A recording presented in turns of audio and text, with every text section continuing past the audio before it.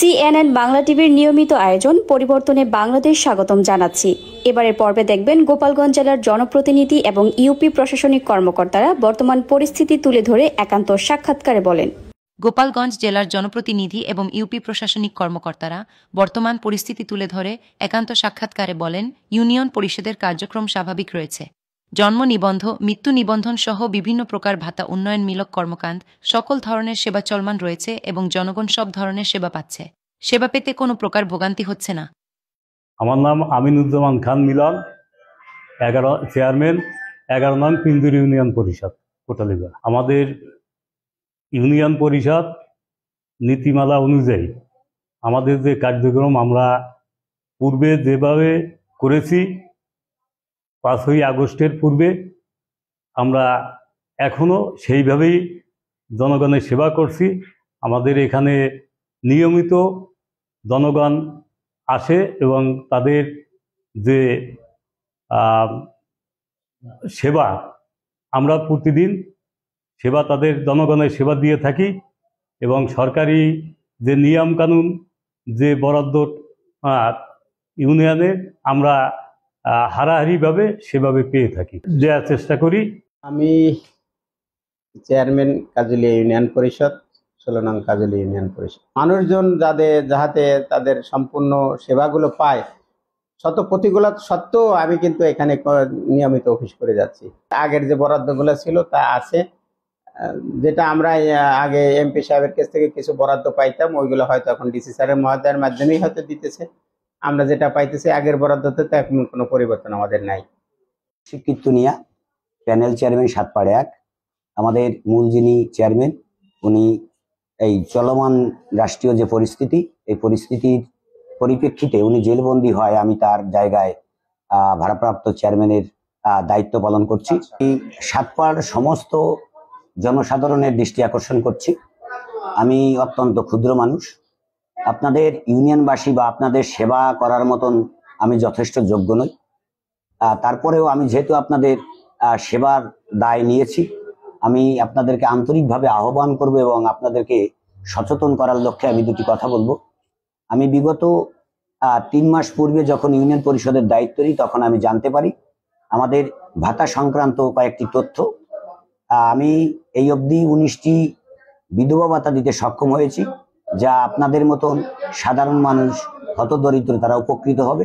তৎসঙ্গে হতাশার সুরে আমি জানাচ্ছি যে তৎসময় আমাদের ইউনিয়ন পরিষদের নামে বরাদ্দ ছিল 19টি বয়স্ক ভাতা। আমাদের অনলাইনে কোনো আবেদনকারী না থাকায় আমি সেটি দিতে ব্যর্থ হই। আমাদের অনলাইনের যে কার্যক্রম, অর্থাৎ এই ভাতা সংক্রান্ত যে আবেদনগুলো বিধিমাফিক অনলাইনে করতে হয়, আর সেই কাজগুলো চলমান আছে। আপনারা ক্ষোভ না রেখে, আমার উপর যদিও আপনাদের আশা রাখতে একটু কষ্ট হবে, যেহেতু আমি একটি ওয়ার্ড প্রতিনিধি, আমার উপরে আপনারা আস্থা না রাখতে পারলেও আমি বিনয়ের সাথে করজোরে আপনাদের কাছে মিনতি করে বলবো, আপনারা আসুন। আপনারা আপনাদের প্রথম যে ধাপটি, অর্থাৎ অনলাইনের যে কার্যক্রম, আপনারা সমাপ্ত করুন। আমি চেষ্টা করব প্রকৃত অসহায়দের মাঝে আমাদের এই ভাষার যে সুবিধাটা আমি স্বচ্ছতার সাথে, সততার সাথে পৌঁছে দিই। আমার নাম ইশতিয়াক আহমদ, আমি প্যানেল চেয়ারম্যান, 1 নং কুশলী ইউনিয়ন পরিষদ। সরকারি নিয়ম অনুযায়ী প্রত্যেকটা উপজেলায়, সারা বাংলাদেশের যে যতগুলো উপজেলা আছে, সরকারি নিয়ম অনুযায়ী যে বরাদ্দ আমরা উপজেলা ভিত্তিক পেয়ে থাকতাম আগে, সেগুলো আমরা অলরেডি পাচ্ছি। কম বেশি করে কিছু পাচ্ছি, কিন্তু বিশেষ কোনো বরাদ্দ আমরা এখন পর্যন্ত পাইনি। আমরা 5ই আগস্টের পর থেকে আমরা বিশেষ কোনো বরাদ্দ পাইনি। বলবো যে আমার ইউনিয়ন আপনারা সর্বশেষ সব দিক দিয়ে বিবেচনা করে আমার ইউনিয়নের জনগণ ভালোই আছে। সুজয় সাহা, আমি 10 নং সুয়াগ্রাম ইউনিয়ন পরিষদে ইউনিয়ন পরিষদ প্রশাসনিক কর্মকর্তা পদে কর্মরত আছি। ইউনিয়ন পরিষদের ক্ষেত্রে 5ই আগস্টের আগে জনগণ যেভাবে সেবা পাইতো, এখন একইভাবে সেবা পাইতেছে।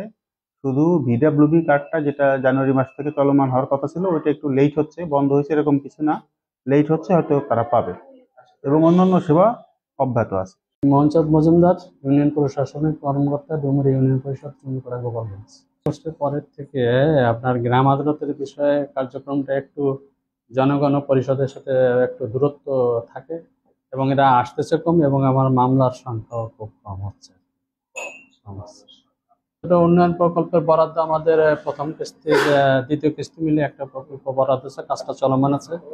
তৃতীয় কিস্তির একটা বরাদ্দ আসছে, সেই কাজটারও প্রকল্প এবং বরাদ্দ পাওয়ার পরে আমরা প্রকল্প দাখিল করেছি, সেটাও চলমান আছে। হচ্ছে সঞ্জয় কুমার বসু, ইউপি প্রশাসনিক কর্মকর্তা, মাঝিঘাট ইউনিয়ন পরিষদ, গোপালগঞ্জ সদর। যেমন বয়স্ক ভাতা, বিধবা ভাতা, প্রতিবন্ধী ভাতা, জন্ম নিবন্ধন, মৃত্যু নিবন্ধন, নাগরিক সনদ, যে সমস্ত সেবা ইউনিয়ন পরিষদ থেকে মানুষ পায় সেগুলো প্রায়ই আছে। তবে বর্তমানে যে ভিডব্লিউবি এর এই 2 মাস কার্যক্রমটা বন্ধ আছে, এটা অনলাইন হচ্ছে, এটাই। আমি ইমাম হাসান বুলবুল, ইউনিয়ন পরিষদ প্রশাসনিক কর্মকর্তা, বৌলতলী ইউনিয়ন পরিষদ, গোপালগঞ্জ সদর। পতনের পর দিয়ে বৌলতলী ইউনিয়নের চেয়ারম্যান জনাব সুকান্ত বিশ্বাস উনি এলাকাতেই ছিল এবং জনগণ তাদের স্বাভাবিক সেবাগুলোই নিশ্চিতভাবে পেয়ে আসছেন। ঘটনার 2 মাস পরে জানা যায় যে চেয়ারম্যান সাহেবের নামে যাত্রাবাড়ি ফ্লাইওভারের মামলায় উনি আসামি হন। তারপর দিয়ে উনি মোটামুটি এলাকায় নেই, তবে দেশেই আছে। দেশে থেকেই বা পার্শ্ববর্তী জেলায় থেকেই উনি ওনার ইউনিয়ন পরিষদের কার্যাবলী সম্পাদন করছেন। সপ্তাহে 1-2 দিন উনি এলাকায় আসেন বা ইউনিয়ন পরিষদে বসেন, সেভাবেই তার কার্যাবলী সম্পন্ন করে যাচ্ছেন আর কি। তাতে ঠিক আছে। কে এম আশরাফুজ্জামান, ইউনিয়ন প্রশাসনিক কর্মকর্তা, 13 নং নিগড়া ইউনিয়ন পরিষদ, গোপালগঞ্জ সদর, গোপালগঞ্জ। এরপর থেকে আসলে উপজেলা পরিষদ, পৌরসভা, বিভিন্ন সেক্টর আপনার জনপ্রতিনিধিদের ক্ষমতা নিয়ে গেলেও ইউনিয়ন পরিষদের ক্ষমতাটা সরকার বাহাদুর নেন নাই। সেক্ষেত্রে ইউনিয়ন পরিষদের কার্যক্রম 5ই আগস্টের পূর্বে যেভাবে ছিল বর্তমানেও সেভাবে আছে।